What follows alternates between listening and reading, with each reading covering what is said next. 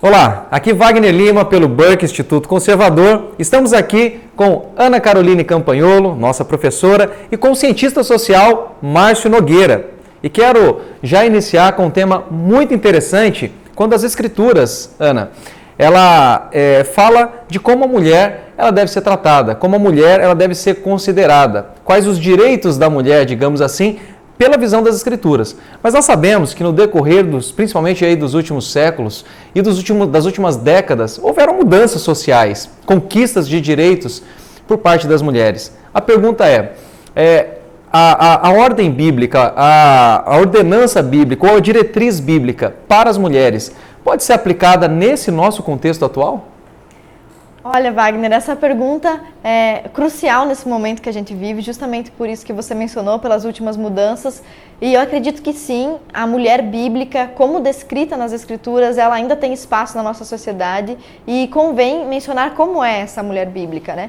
Nós temos vários exemplos de mulheres que foram destacadas nas Escrituras e esses exemplos são acompanhados também de contra-exemplos. Então, muitas vezes a gente ouve feministas como a Simone de Beauvoir falar que as Escrituras são machistas, né, ou favorecem o patriarcado, a violência contra a mulher, usando para isso alguns trechos da Bíblia que descrevem mulheres más, mulheres sedutoras, perigosas, alguns textos até de Eclesiástico, que é um livro apócrifo, né, que está na Bíblia Católica, ou de Provérbios, que diz que aquele que segue o caminho da mulher adúltera segue um caminho de morte. Então a gente vê esses trechos serem citados como se a Bíblia fosse contra a mulher.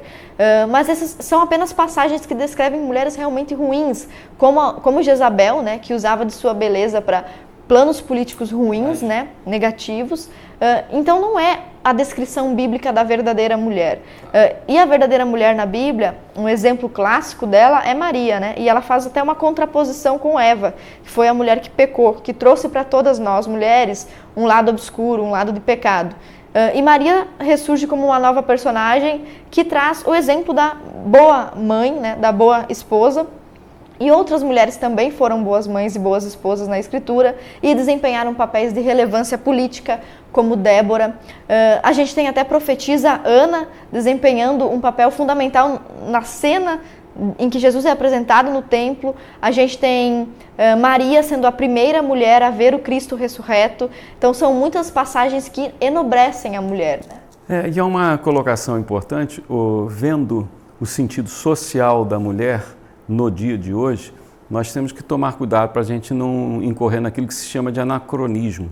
Falar sobre a mulher no tempo bíblico é lembrar que a mulher ocupava uma posição de quarto ou quinto lugar na cultura judaica, porque primeiro era o homem, depois eram os seus filhos, depois eram os seus bens ou seus servos, os seus animais, e depois vinham as mulheres.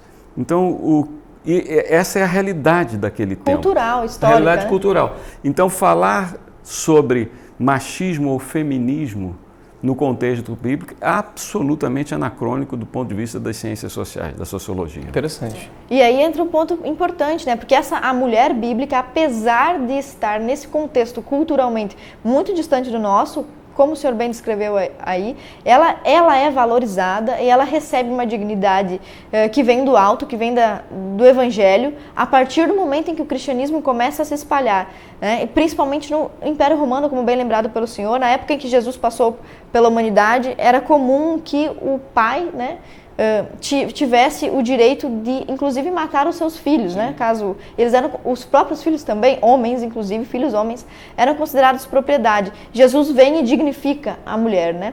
Então, essa mulher bíblica de hoje é a mulher que reconhece a dignidade que o cristianismo trouxe e há lugar para ela na sociedade, tanto economicamente como religiosamente, até na igreja se tem uma abertura maior para o desempenho da mulher. Isso não significa em momento nenhum que a Escritura é contraditória ou que ela foi abandonada. Do contrário, naquele momento em que estávamos, né, em que estavam os escritores dos evangelhos, a Escritura deu um salto na dignidade feminina. E é por isso que a mulher deve ser valorizada assim hoje. Uma coisa interessante, Ana, eu gostaria inclusive de ouvir aí o parecer do Márcio sobre um ponto que as Escrituras levantam a respeito da mulher, e geralmente muito polêmico, que fala que a mulher ela deve ser submissa aos maridos, é uma ordem expressa do apóstolo Paulo. Mas existe também uma contrapartida, onde fala que o homem ele deve amar a esposa como Cristo amou a igreja e se entregou por ela. Então, nós vemos, por exemplo, nas Escrituras, uma ordenança de que a mulher seja submissa, mas só vemos uma ordenança de que o homem dê a vida, se necessário, pela mulher. Então, isso, de certa forma, destrói uma falácia também, dizendo que há um machismo. Eu poderia dizer isso a partir dessa visão? Olha, o sacrifício, eu ouvi uma fala sua, quando você falou num recente encontro, que o sacrifício da vida do homem é muitas vezes superior ao que seria o sacrifício da submissão da mulher na relação com o homem, na relação marido e mulher. Eu ressaltaria apenas uma coisa: nós não estamos falando de homem e mulher, nós estamos falando de esposa e esposa, nos seus papéis na relação conjugal e familiar. Então, o sentido da submissão, ele é lembrado na origem desta palavra. A submissão era a submissão, por exemplo, do soldado ao imperador ou ao seu chefe militar. Não era uma submissão de ordem pessoal, mas quanto à missão, eles teriam que estar debaixo da mesma missão. Então, na definição do papel de homem e mulher, a autoridade sobre o lar inicial naquela cultura era dada aos homens. Então, casar seria muito importante com uma mulher que pudesse estar debaixo do mesmo propósito. Por isso, os judeus não podiam casar com mulheres estrangeiras. E Jezabel, que foi citada, ela era filha de um sacerdote de Baal, da região que seria hoje o Líbano. Então, a missão dela era servir a um Deus diferente do Deus de Acabe, que era o rei de Israel. Então, uma mulher, para ser submissa, precisa estar debaixo do mesmo propósito. E isso é muitas vezes confundido como submissão de uma vontade da mulher a um homem, mas é da esposa ao marido.